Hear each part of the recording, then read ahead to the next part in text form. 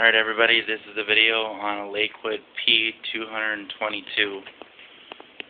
It looks like your normal everyday fan from the 80s, but the only difference is it's only got off, high, and low. I've never seen these before with just 2-speed, so I'm guessing it's a little bit more rare. This one's in rough shape. I just had been cleaning it up the best I could. That's a normal motor in it, just 2-speed. Here we go with the start up on high.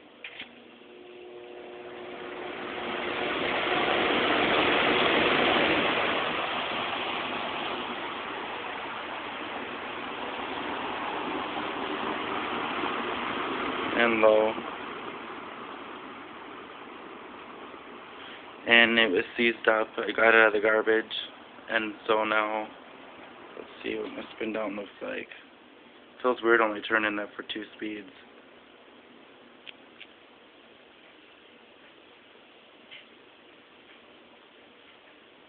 Not bad. Again, it's a Lakewood P 222 2-speed box fan.